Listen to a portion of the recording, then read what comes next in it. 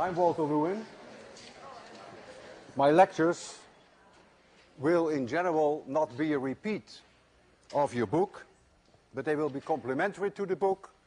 The book will support my lectures, and my lectures will support the book. You will not see any tedious derivations in my lectures. For that we have the book. But I will stress the concepts, and I will make you see beyond the equations, beyond the concepts. I will show you, whether you like it or not, that physics is beautiful. And you may even start to like it. I suggest you do not slip up, not even one day. 802 is not easy. We have new concepts every week, and before you know, you may be too far behind. Electricity and magnetism is all around us. We have electric lights, electric clocks, we have microphones, calculators, televisions, VCRs, radio, computers. Light itself is an electromagnetic phenomenon, as radio waves are. The colors of the rainbow in the blue sky are there because of electricity, and I will teach you about that in this course. Cars, planes, trains can only run because of electricity. Horses need electricity because muscle contractions require electricity. Your nerve system is driven by electricity. Atoms, molecules, all chemical reactions exist because of electricity. You could not see without electricity. Your heart would not beat without electricity. And you could not even think without electricity, though I realize that even with electricity, some of you may have a problem with that. The modern picture of an atom is a nucleus, which is very small compared to the size of the atom. The nucleus has protons, which are positively charged, and it has neutrons, which have no charge. The mass of the proton is approximately the same as the mass of the neutron, is about 6.7 times 10 to the minus 27 kilograms.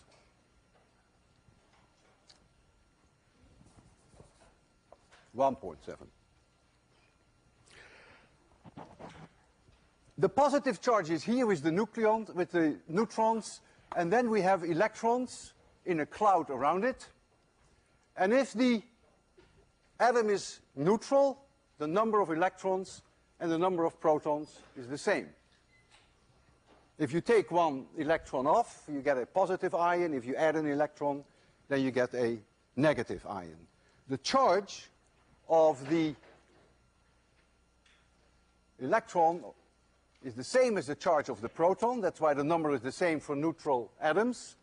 The mass of the electron is about 1830 times smaller than the mass of the proton, is therefore negligibly small in most cases. All the mass of an atom is in the nucleus. If I take 6 billion atoms lined up, touching each other, I take 6 billion because that's about the number of people on Earth, then you would only have a length of 60 centimeters. Gives you an idea of how small the atoms are.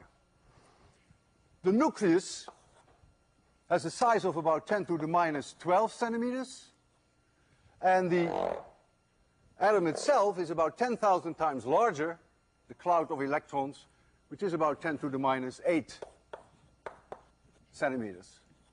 And if you line 6 billion of those up, you only get this much.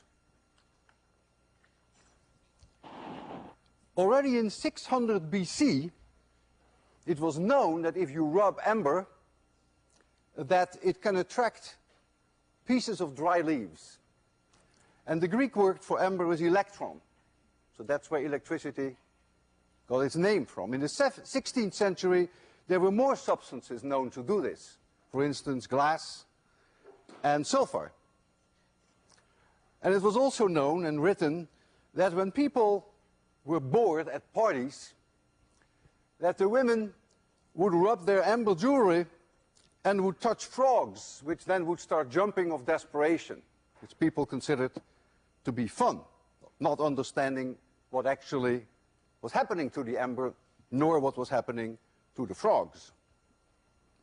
In the 18th century, it was discovered that there are two types of electricity.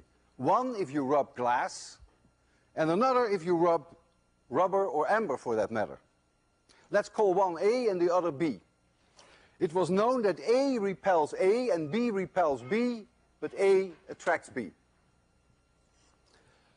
And it was Benjamin Franklin, without any knowledge of electrons and protons, who introduced the idea that all substances are penetrated with what he called electric fluid, electric fire. And he stated, if you get too much of the fire, then you're positively charged, and if you have a deficiency of that fire, then you're negatively charged. He introduced the sign convention, and he decided that if you rub glass, that is an excess of fire, and he called that, therefore, positive.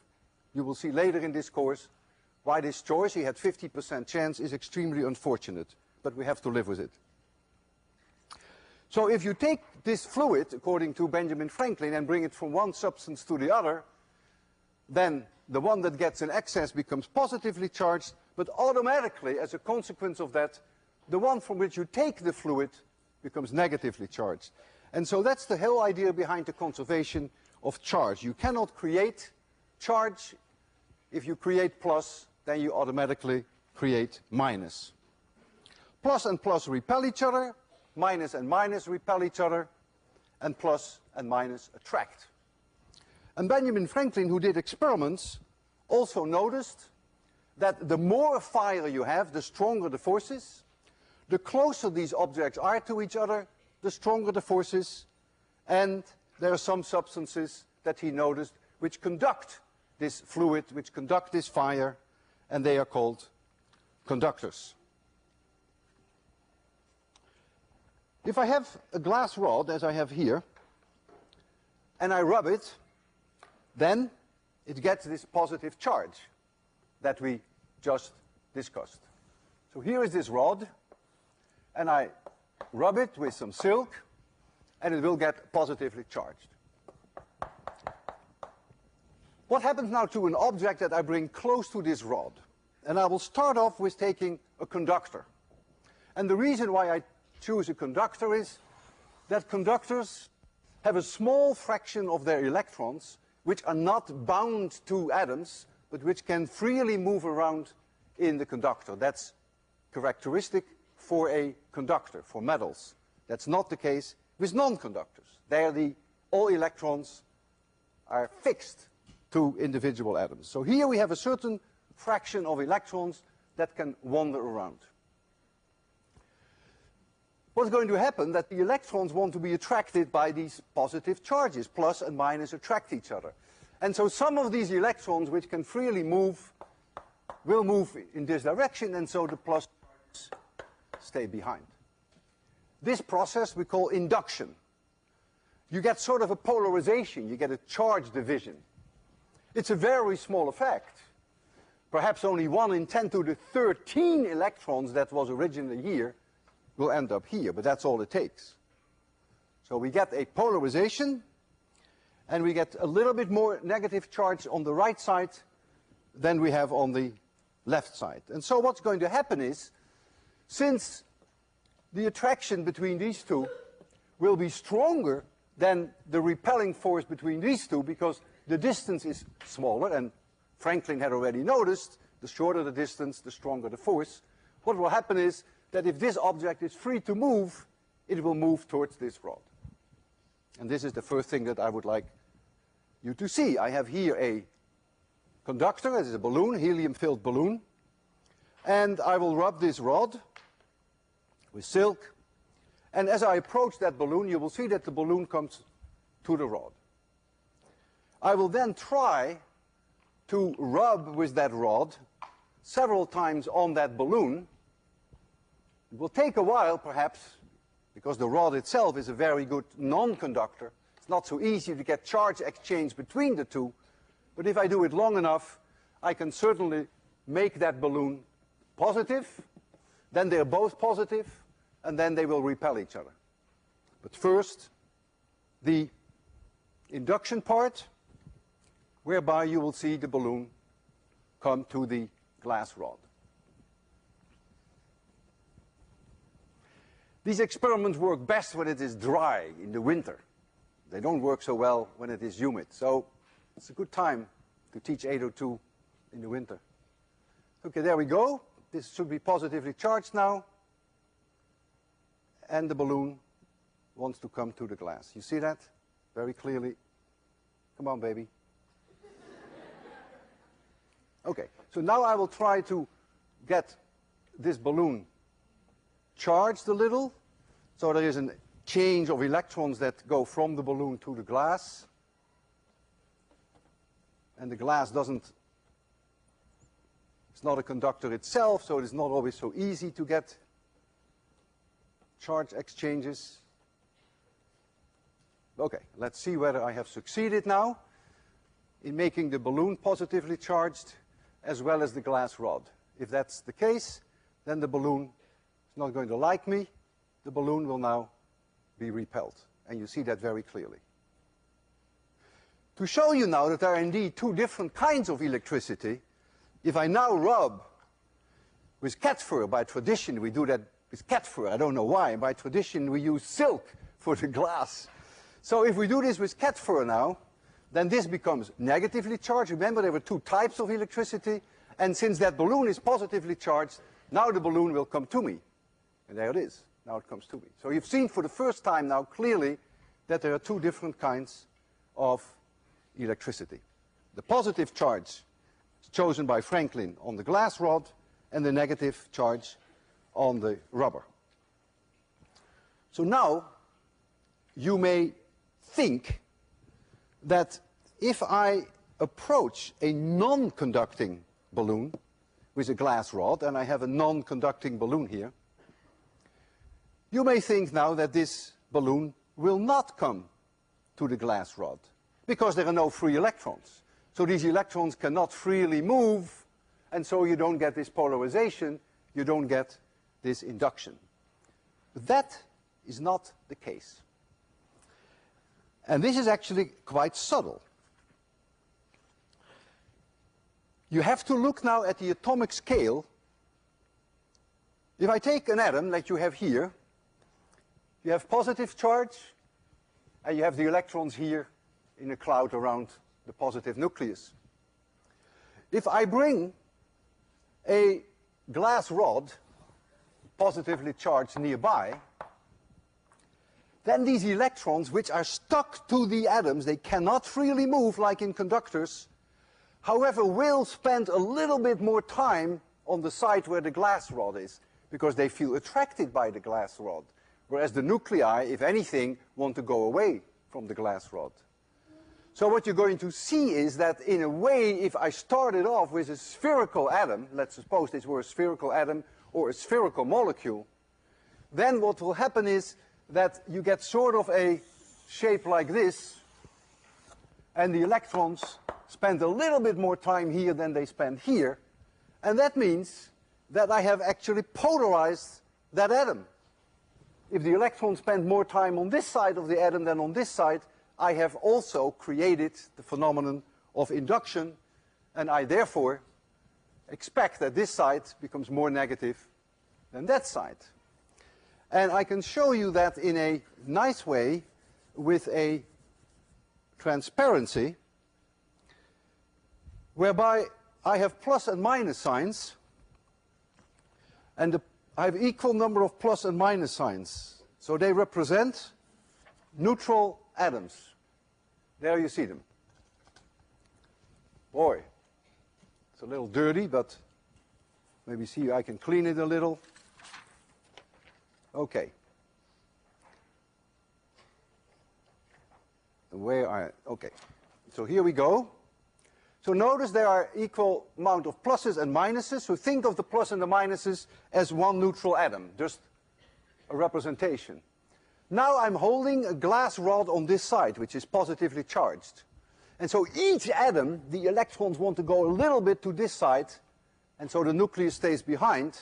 And if each atom does that, this is what's going to happen.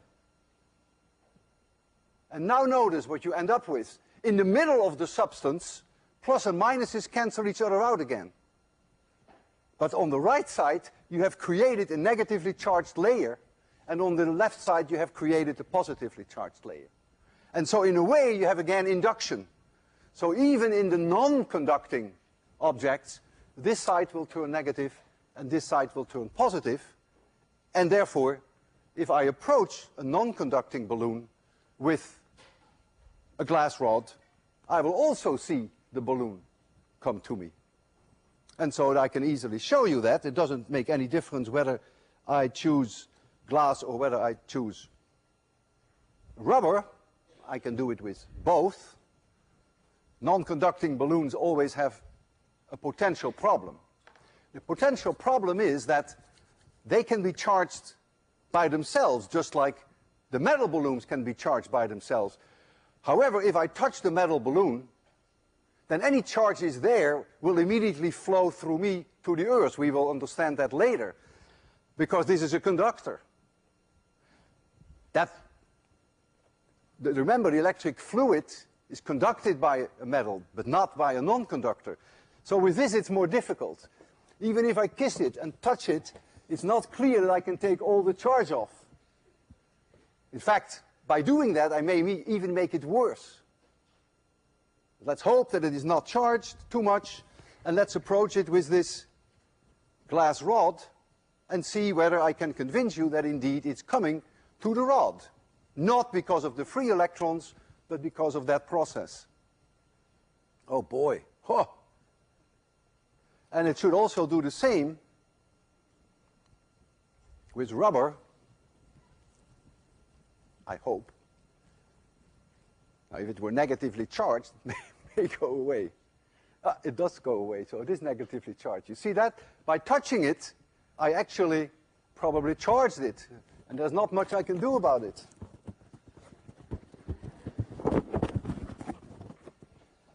Very difficult to get charge off.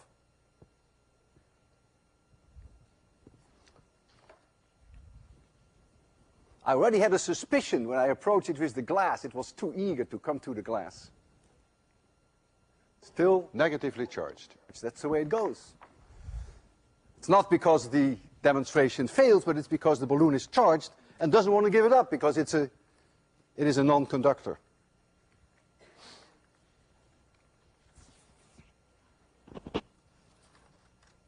Friction can cause electric charge.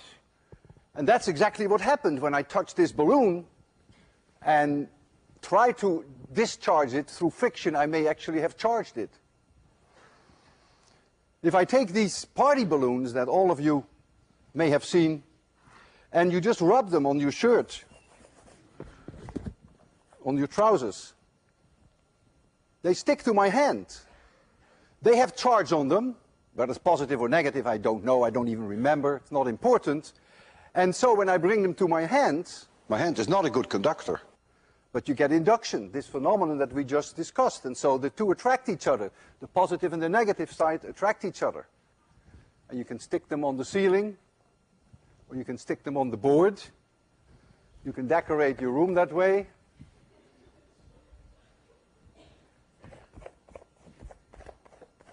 Very pretty, isn't it? All of that you can do now because of 802. Now, these heavy balloons may be a little bit more difficult. Also, I'm wearing cotton. If you wear nylon or polyester, it's much better. It's much easier to get. Oh, that's good. That's a nice one. I think we need a blue one. There we go. So you see, friction causes electricity. That's, of course, why the silk, when we rub the glass, and the cat fur, we rub the rubber, then we create charge on 1. Of course, if you make the glass positively charged, your silk will be automatically negatively charged. When you comb your hair, you may have noticed with dry weather that you hear some cracking noise. Cracking noise means sparks. And you will learn all about sparks in this course, though not today. But you can hear it if you're very quiet. And as you do that, you charge the comb. I can hear the cracking.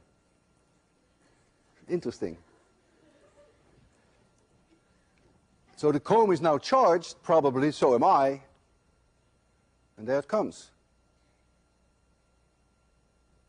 You see? It's not as good as the glass, but same idea. If you take your shirt off and you make it dark in your dormitory, and you stand in front of a mirror, an amazing experience. And I'd be happy to do it for you because, but I told you I already wear cotton and it doesn't work with cotton so well. You really have to do it with a nylon shirt. And when you take that nylon shirt off, not only do you hear the cracking, but you actually see the glow of these teeny, really little sparks. You actually are like a light bulb. It is an experiment that you cannot miss. And I would suggest you try that this weekend.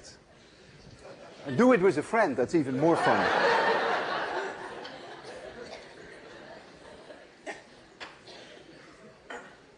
We all perhaps remember when you just walk around, do your normal things during the day. There are rugs in rooms, and you want to leave the room, and you touch the doorknob, and you get a shock. It's a spark that flies over. It's the electricity. Even when you touch a person, you sometimes feel this shock. When you cook, and you take saran wrap of these rolls, the damn stuff just doesn't want to come off, because as you roll it off, there is friction, and it gets charged, and it often gets crumbled up. And it's very bad, very difficult to handle it. You've all experienced that. Also, cellophane around boxes with chocolate, the same thing happens. As you take it off, you charge it, whether you like it or not. I now want to do an experiment, and I need a volunteer. I need a student who actually is wearing, preferably not all cotton, but I think, Simon, you have a beautiful, wonderful nylon parka. So if you are willing to sacrifice a little bit for the sake of science and come over here and sit down here.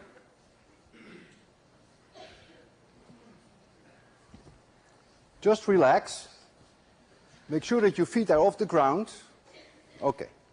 So what I'm going to do now, Simon, I'm going to beat you with a cat fur.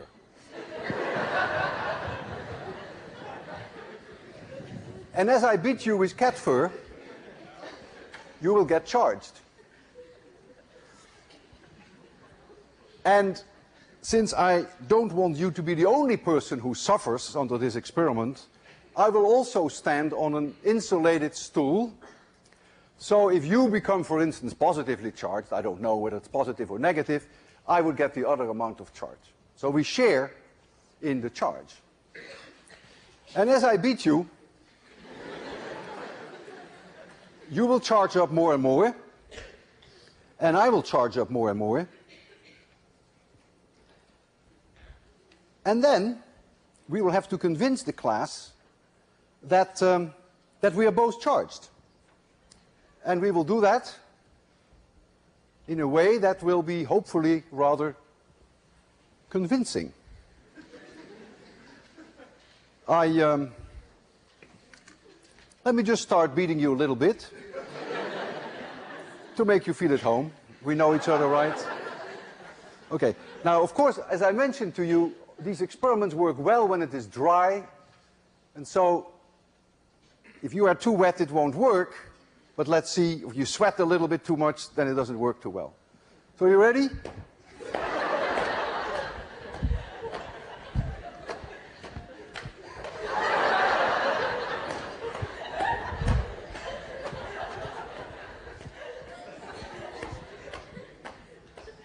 I have here in my hand a neon flash tube.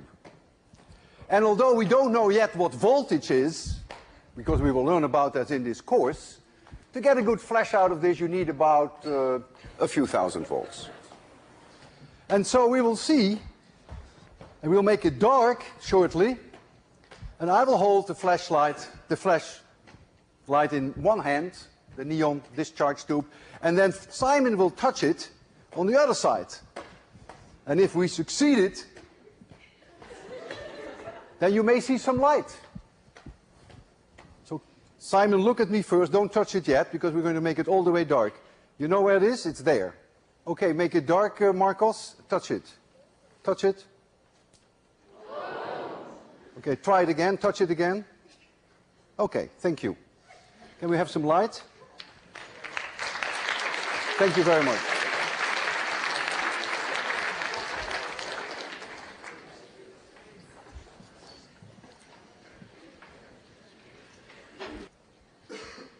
Equal charges repel each other. I've shown that the demonstration with the balloons. Here we have an instrument which is called the Van de Graaff. It's named after Professor Van de Graaff, who invented it. He was an MIT professor. And this instrument, which I will not discuss in any detail now, but you will understand it later on in the course. I'll tell you all about it later.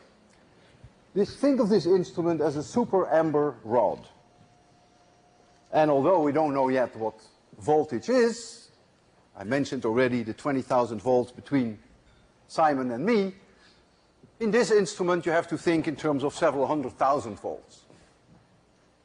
So this instrument is not without danger. But that of course makes it more exciting to work with it. So it's a super amber rod. And what I will do first now is to put some confetti on top. And when we turn on the Van de Graaff, the confetti may at first go to the charge dome, it is already on top of it, and when it picks up some of the charge, it will then spread out because it will repel. And so let's get some light on there, which will make it a little bit better to see.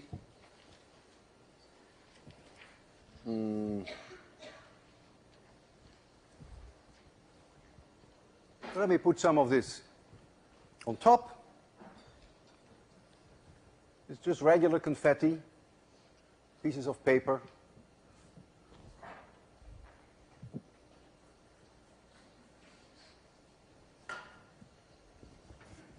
All right, now all I have to remember is how to start the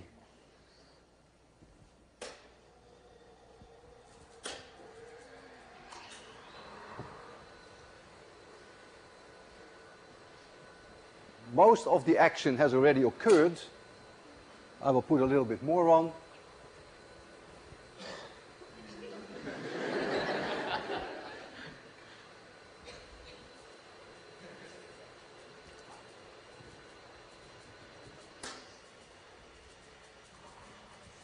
If you see sparks, don't worry yet.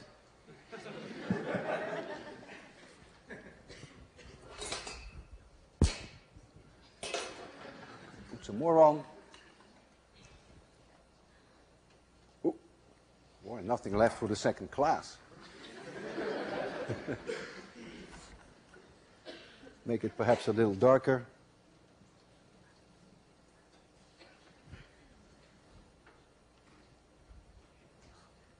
Ah, that's too dark.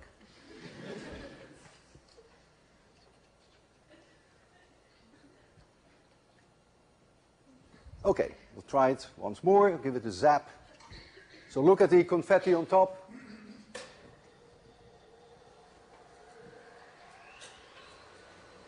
And I think it's quite convincing. Some of the confetti will stay there.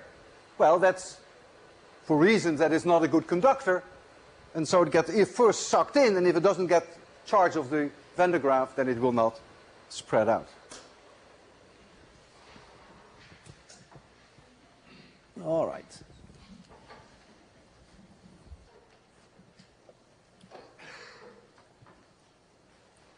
So now, let's try for the first time to be a little bit more quantitative.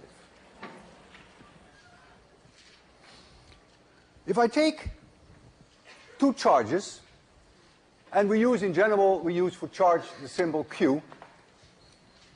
So here we have Q1, and here we have Q2, and let's say they are separated by a distance r, and the unit vector in the direction from 1 to 2, I call that r roof 1, 2. The roof stands for unit vector. If these charges are equal, both minus or both plus, then they will repel each other. And so here there is a force, F, which I call 1, 2. This is the force onto due to number 1. And since action equals minus reaction, force here is 2, 1, equal in magnitude, but 180 degrees in opposite direction. Coulomb, the French physicist, who did a lot of research on this in the 18th century actually, Coulomb found the following relationship, that the force is proportional to the product of the two charges. So it's Q1 times Q2 times a constant, which nowadays we call Coulomb's constant, K, divided by the distance between these charges squared. And it is in the direction of the unit vector that goes from 1 to 2. This is the force on number 2 due to 1. And notice that this equation is sign sensitive, because if Q1 and Q2 are both negative, the force is in this direction. And if they're both positive, it's also in this direction, as I have it. However, if one is positive and one is negative, you get minus this direction, so this force flips over, and that one then obviously also flips over. In the SI units, in this course, we will use for the unit of charge the Coulomb, named after this great man. 1 Coulomb charge is a horrendous amount of charge, more than you will ever see in your lifetime. We normally work with microcoulombs, sometimes even less than that. The charge of 1 proton, which is exactly the same as the charge of 1 electron, is approximately 1.6 times 10 to the minus 19 Coulomb. So 1 Coulomb is something like 6 times 10 to the 18 protons or electrons if the charge is negative. This constant K in SI units is 9 times 10 to the 9th. And the unit you can find out because you know that this is newtons, this is Coulomb squared, and this is square meters. So the unit is Newton square meters, newtons square meters divided by square coulombs. But that's not so important. No one ever thinks of it that way. For historical reasons, which may at times be a pain in the neck for you, we write for K 1 divided by 4 pi epsilon 0. There is nothing magic about that. It's just a historical reason. And so 1 divided by 4 pi epsilon 0 is 9 times 10 to the 9th. That's all that matters. This epsilon 0 has a name. It's called the permittivity of free space. But you can forget about that. It's not important, the name. Notice that there is a clear parallel with gravity. Newton's law of gravity, that the force, which in that case is always attracting, gravity never repels, is the product of two masses. And then you have here the gravitational constant, and again you have the distance square.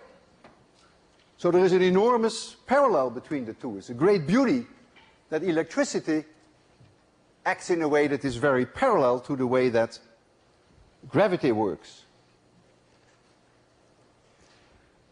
If I added a third charge, for instance here, Q3, And if now I want to know what the force is on Q2, then I use the superposition principle, which we've used many times in 801. And we say, okay, the net force on number 2 is the force due to number 1 plus the force from number 3.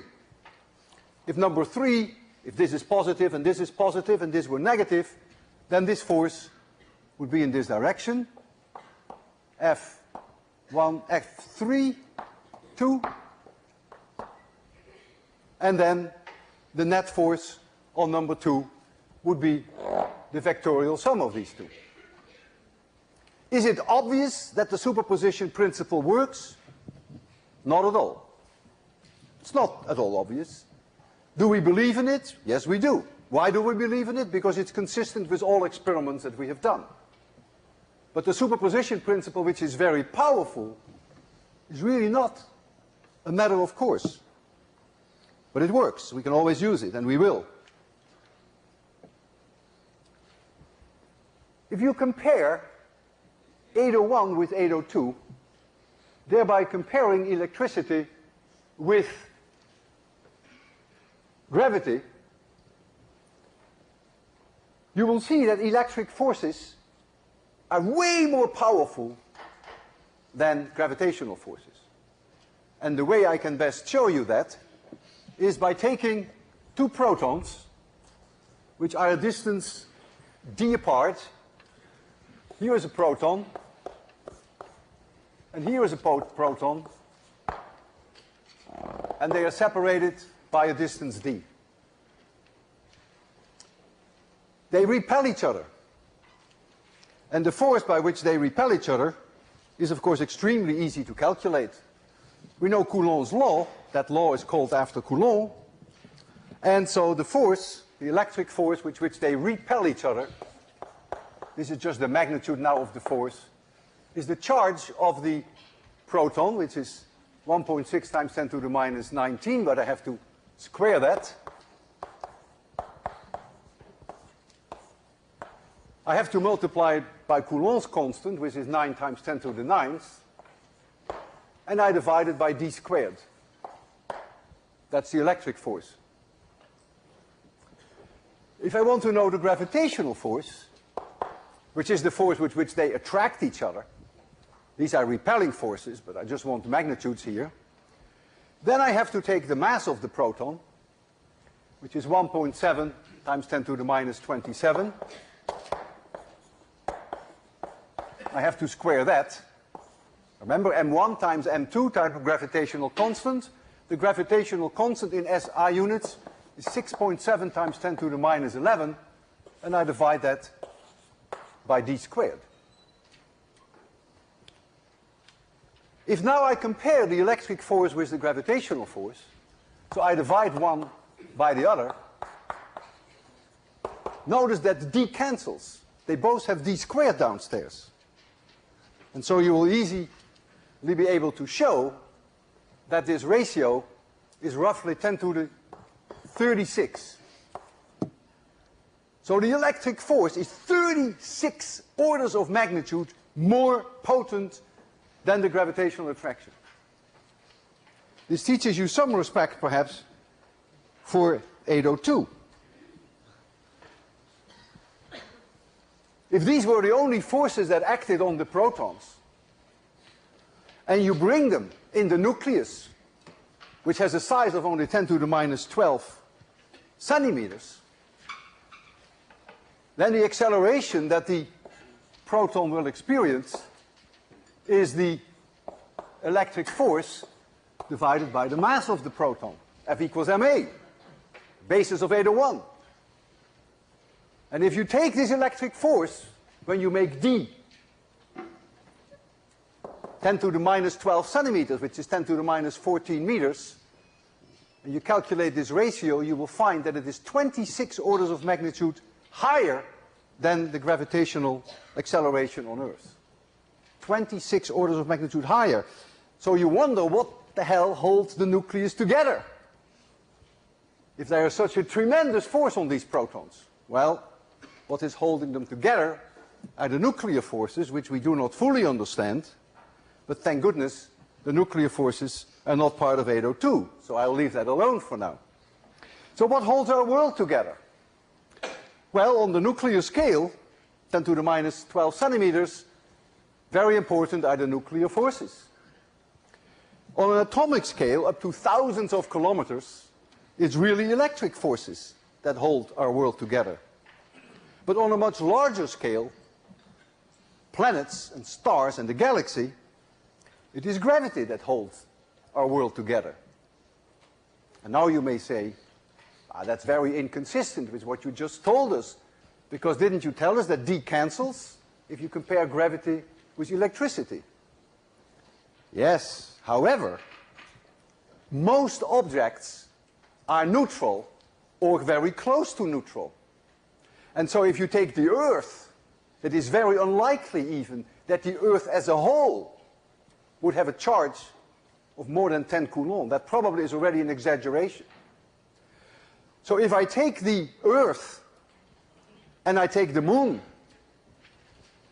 and I put on both a charge of 10 Coulomb, here's the Earth and here's the Moon, and I put, say, just arbitrarily 10 Coulomb here, and let us put on here either minus 10 Coulomb, so they will attract each other.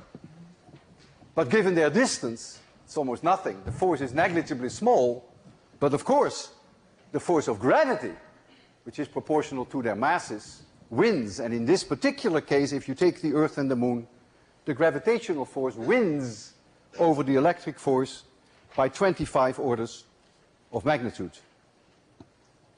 So even though our immediate surroundings are dominated by electric forces, including your own body for that matter, the behavior of the universe on a large scale is dictated by gravity. We will use various instruments to measure charge in a quantitative way. And one of the instruments that you will see, we will use it often in the lectures that are to come, is called an electroscope. It's a very simple instrument. In general, it is just a conducting rod. It could be aluminum, metal, and at the end are two pieces of tinsel, two pieces of aluminum foil, and often there is a nice knob here. And if I touch this with a charged object, then because this can conduct electricity, this can conduct the fire, as defined by Benjamin Franklin, if I touch it with an object which is positively charged, then this object will become positively charged. If I touch it with an object which is negatively charged, it will become negatively charged. And you see now here these two very light pieces of aluminum foil will repel each other. And so you will see that this shows a certain angle. And the more charge there is, the larger that angle. So that gives us a way of doing some quantitative measurements. There are other electroscopes which are not too different. Just one central rod, and they would have one leaf hanging there. And when you charge that one up, then this leaf will go out, and if the charge is more, it will go out even further.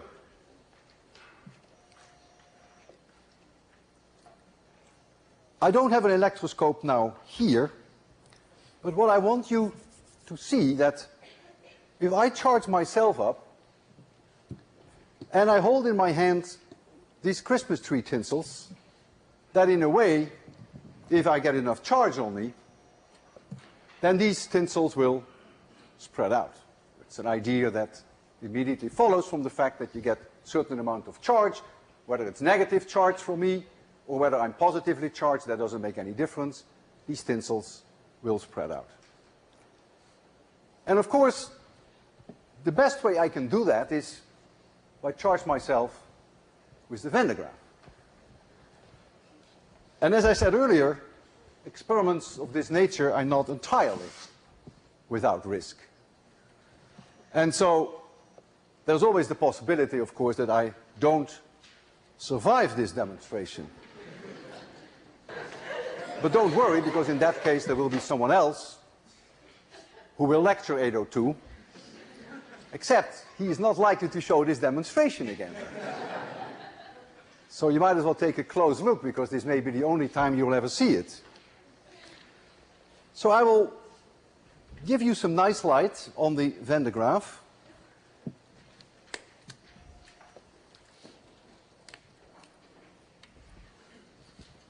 And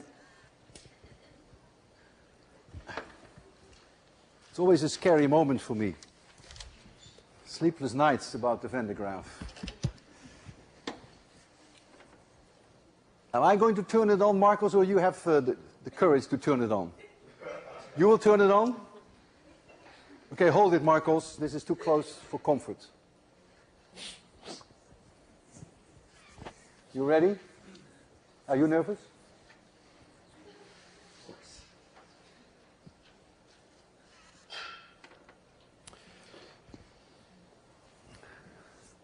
See you. So look at the tinsels. And try not to look at me, please. Go ahead.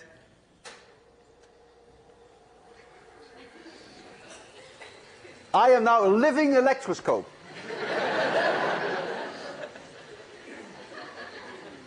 If the weather is cooperating today, and if I had long hair, you might even see that my hair would start to act like an electroscope.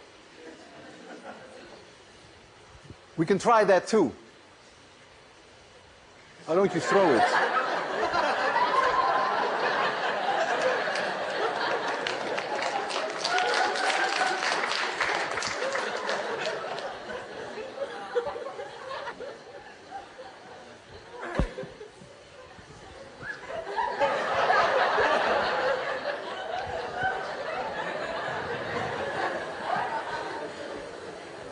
Is it working? Okay, well, this weekend make sure you take this nylon shirt off in front of the mirror and enjoy the experiment at home. Don't try this ever. See you Friday.